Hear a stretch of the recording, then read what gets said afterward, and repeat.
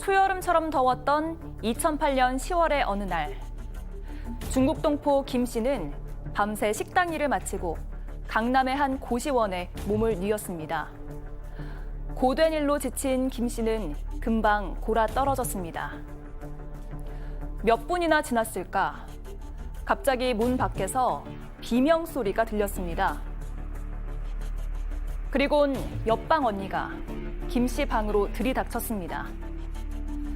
문이 열린 순간 뜨거운 열기와 함께 매캐한 연기가 방 안을 덮쳤고 흉기에 찔려 피를 흘린 옆방 언니는 이내 정신을 잃었습니다.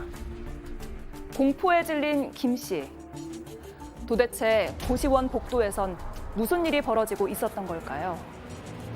오늘 사건 연구소는 정상진 고시원 방화 사건을 짚어봅니다.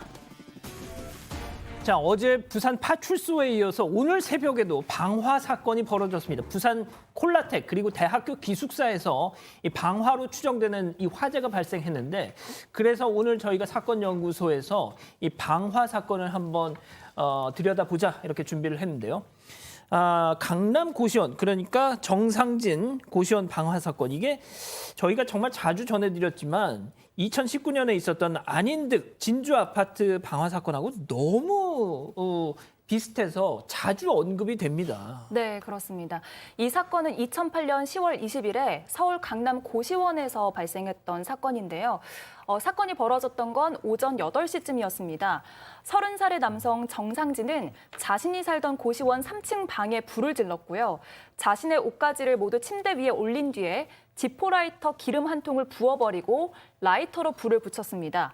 불은 금세 벽으로 옮겨 붙었고 고시원 거주자들은 매캐한 연기를 보고 뛰쳐나왔습니다. 정상진은 자신이 연기 속에서도 앞을 볼 수 있도록 고글과 마스크를 착용을 했었고 머리띠형의 그 전등도 쓰고 있었는데요. 복도에서 흉기를 들고 기다렸다가 도망쳐 나오는 13명의 사람들을 무차별적으로 찔러서 공격을 했습니다. 총 6명이 숨졌는데 여성 5명을 살해하는 데까지 15분이 채 걸리지 않았다고 전해집니다. 자, 당시 방화 사건이 벌어졌던 고시원에서 이 실제 살고 있었던 목격자의 인터뷰가 있습니다. 잠깐 사건 당일로 돌아가 보시죠. 내가 자다가 그 비명 소리 들었잖아요. 소리 지르는 거 들었다고요. 막 이러더라고요. 많은 언니가 제 방으로 들어와. 그래, 언니 왜 무슨 일인가 하니까 내가 팔을 찔렸어 이러지 뭐. 당하고 난 내가 문 여니까 내 방으로 들어온 거지. 그리고 언니 그거서 찔려가지고 그다음에 뭐 말할 수도 없이 그 언니가 쓰러지더라고. 제 방에서 쓰러졌어요. 누워서 눈 감고 있으니까 그다음 내가 흔들어도 몰라. 이 제한된 면적에 다닥다닥 붙어서 사는 그 고시원의 구조상 피해자가 너무 많았어요. 그러니까 이게 4층짜리 건물인데요. 이 3, 4층이 이제 고시원으로 활용이 됐는데 3, 4층의 방 개수가 무려 85개입니다. 아이고. 뭐 1.5평 되는 방에 이제 문제는 이렇게 밀집된 구조인데다가 정상진이 바깥에 흉기를 들고 대기하고 있잖아요. 예. 그러면 도망갈 수 있는 첫 번째 방법은 창문을 깨고 맞다. 예. 할 수 있는 방법이 있는데 창문이 없는 방이 많습니다. 아. 그렇게 작은 방들을 다닥다닥 붙여놓으면 창문이 없는 방이 많죠. 그렇죠. 그러니까 일단은 어떻게든 정상진이 없는 뭐 복도를 돌다가 또 어떤 방으로 들어가거나 하는 방법밖에 없는 상황이었고요.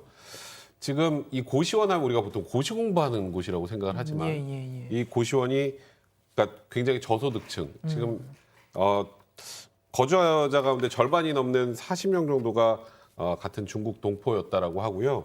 여기 영동시장 근처입니다. 그곳에 이제 여러 가지 일을 하던 그런 중국 동포들이 많이 밀집해서 살던 곳으로 전해졌는데, 제가 말씀드렸던 것처럼 피할 수 있는 방법 자체가 없었고 밀집되어 있는 구조 때문에 피해가 더 컸던 것 같습니다. 말씀하신 것처럼 정상진이 말이죠. 딱 길목을 지키고 있었습니다. 불을 지르고 나서 그 불을 피해서 연기를 피해서 막 뛰쳐나온 사람들을 그 길목, 벽목에 딱 서서 준비를 하고 있었던 거죠. 자, 현장에서 일단 체포가 됐습니다. 저는 이게 정말 충격적이었는데, 여러분들이 너무나 잘 아시는 한국 영화가 정상진에게 무지한 영향을 줬습니다. 본인이 그렇게 주장을 해요. 저는 사실 잘 이해가 안 갑니다. 그 외 김영철 씨가 넌 나에게 모욕감을 줬어라고 해서 굉장히 유명한 대사로 했던 달콤한 인생이라는 영화였죠. 그 영화 속의 주연 배우 주인공이었던 이병헌으로 맡았던 주인공이 자기 보스 여자에게 마음을 품었다는 이유로 충성을 다했던 조직과 보스로부터 배신을 당했고 거기에 대해서 복수를 하는 게 영화의 핵심적인 내용인데 이 정상진이 웬일인지 자기가 그 주인공의 어떤 심경하고 동감을 했다라는 거예요. 그래서 세상에서 버림받은 자기의 처지가 그 영화 속 주인공과 비슷하다고 생각해서 이런 범행을 준비를 했다라는 겁니다. 예. 그 영화에서 보면은 이 자기가 모시던 그 보스에게 자기를 버린 보스에게 복수를 하려고 막 총기를 구입하고 이런 장면들이 나오거든요. 실제 정상진 역시도 범행 도구를 막 차곡차곡 모으면서 준비를 했습니다. 준비를 했었죠. 예. 물론 이제 개인이 어떤 영화를 보고 난 뒤에 어떤 생각을 가지느냐라고 하는 것은 그 개인의 자유지만 이번에 이제 이 정 씨가 얘기하는 것은 소위 얘기해서 그 동일시와 치환이라고 하는 그런 개념을 갖고 있는 것 같아요. 예를 들어서 이 달콤한 인생에서 나오는 충성을 다했던 조직과 보스로부터 버림받았다라고 하는 것을 자신이 살아왔던 이 사회 그리고 자신의 인생에서 어떻게 버림을 받았다 이렇게 아마 치환을 한 것 같고요. 그래서 세상에 외면당한 그 영화 속의 주인공을 자신으로 그렇게 치환을 한 것 같습니다. 그래서 이게 이제 트리거가 된 게 있는데 예. 예비군 벌금이 나왔고요. 고시원비가 밀렸다는 거죠. 보통 일반적인 사람들은 아니 이게 돈 몇 푼 가지고 하는데 이거는 그게 아니라 자기가 살아오면서 그 분노를 갖다가 누르다가 마지막 몇 가지 찾다. 그렇게 본인은 아마 판단을 하고 난 이후에 그런 행동을 한 것으로 보입니다. 정상진이 예비군을 4년 동안 가지 않았습니다. 그래서 노역장에 유치될 수 있다라는 통보를 경찰한테 이제 전화를 받습니다. 자기가 만약에 노역장에 끌려가게 되면 이 방 안에 이 고시원에 있던 자기 짐들이 다 바깥으로 끄집어 내짐을 당하겠죠. 자, 그렇다면은 정상진이 생각했을 때 내가 끌려가면은 내가 준비했던 이 범행 도구가 다 세상에 공개가 되겠구나. 나의 범행 준비가 발각이 되겠구나 싶어가지고 그때 결심을 하게 된 겁니다. 자, 이해가 잘 되지 않는 대목은 또 있었습니다. 정상진의 범행 당일 옷차림이었는데요. 목격자들 얘기 한번 들어보시죠. 그리고 연기 올라오는 거 보고 불났구나 하고 나가려고 하는데 바로 아래 3층에서 한 사람이 있더라고요. 어떤 남자가? 예, 그 서바이벌 그 헬멧 같은 걸 쓰고요. 그다음 손에 꼬챙이 같은 거 들고 서 있더라고요. 좀 의심 못하고 그냥 내려가고 있는데 저를 보더니만 찔르더라고요. 갑자기? 예. 그래가지고 저는 찔림을 당하고 놀림을 당해서 도망을 나왔죠. 서바이벌 헬멧이요? 네, 그러니까 정말 현실에서 보기 힘든 요상한 옷차림이었는데요. 그래서 저희가 그때 당시의 증언을 토대로 저렇게 사파를 좀 준비를 해봤습니다. 얼굴에는 일단 마스크를 쓴 걸로 전해졌고요. 머리에는 모자와 머리띠용 전등으로 화재 현상에서 오래 버틸 수 있게 준비를 했습니다. 가장 눈에 띄었던 건 어깨에 권총집을 둘러맸다는 건데요. 권총집 안에는 권총 모양 라이터를 넣었습니다. 정상진은 3층에서 여성들을 살해하고 불길이 거세지자 4층 창문 쪽으로 이 범행 도구를 벗어 던졌고요. 고시원 입주자들과 섞여서 정상진도 구조대를 향해서 구조 요청을 했습니다. 자, 교수님. 버지니아 공대 그때 총기 난사 조승희 있잖아요. 약간 조승희도 약간 비슷한 복장이었던 것 같은데. 아무튼 이게 무슨 심리일까요?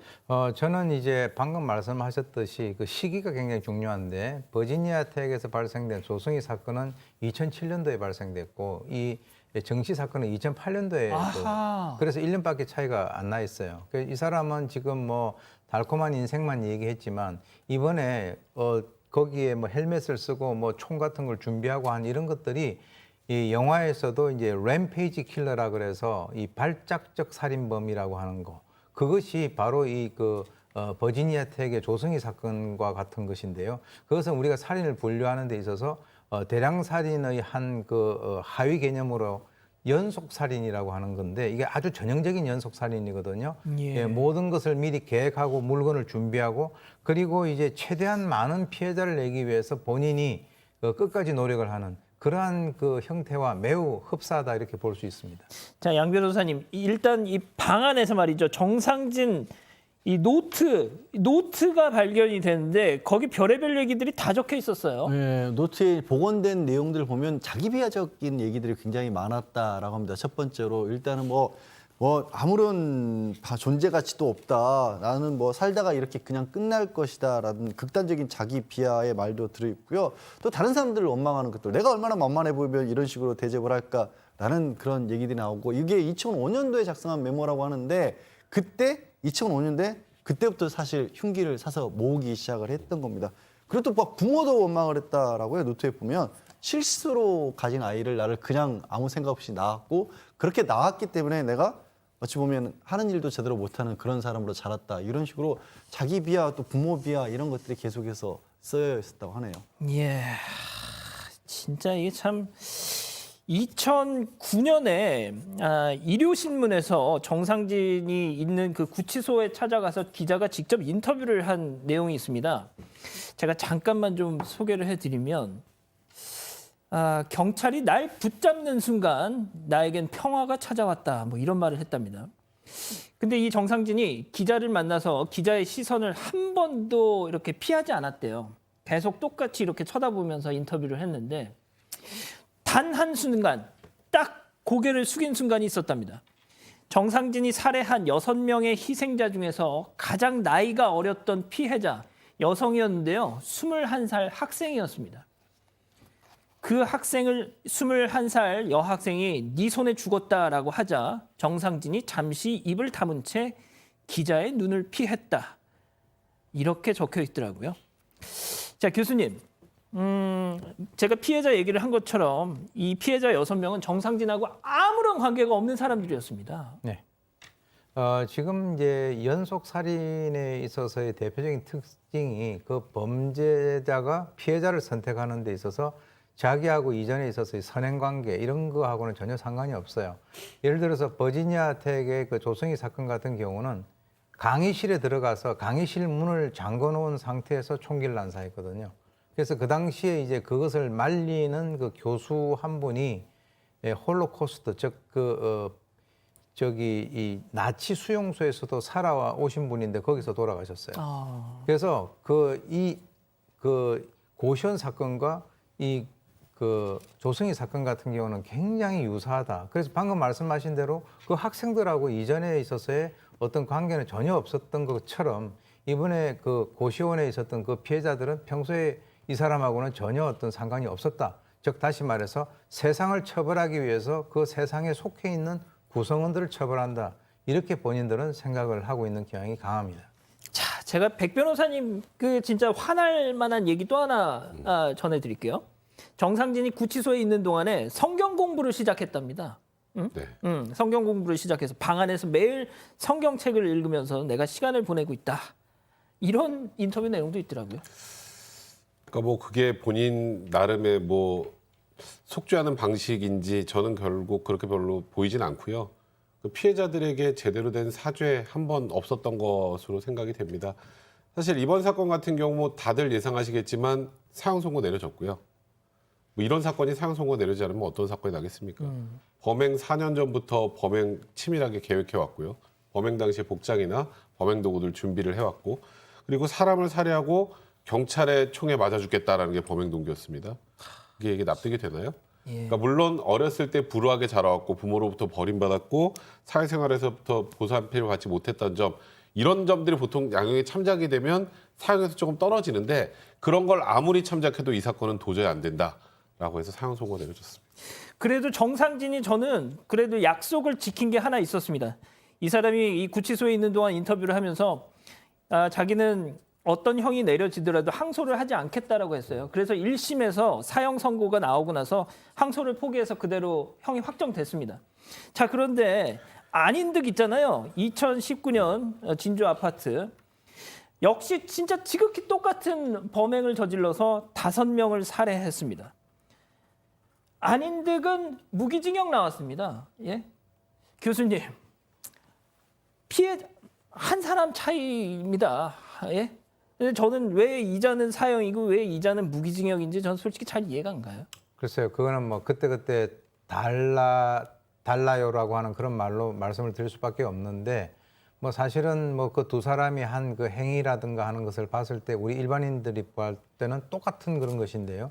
지금 우리나라 같은 경우에 통상 화가 나면 속된 표현으로 불을 확 쏴질러겠다 이런 얘기들 많이 하지 않습니까? 실제 우리나라 같은 경우는 총기 같은 것이 규제가 되기 때문에 총기를 사용하는 것은 거의 제한이 되는데 대신에 뭐 휘발유를 구입한다든가 이런 것들은 뭐 그 사람 뭐 이렇게 신분 확인하고 파는 것이 아니니까 이런 식의 그 자신의 어떤 그 분노를 사회에 대해서 발산하는데 이런 방화 사건들이 많이 요즘 들어서 발생하고 있는 것이 상당히 좀 걱정스러운 그런 현상이 아닌가 생각이 듭니다. 알겠습니다.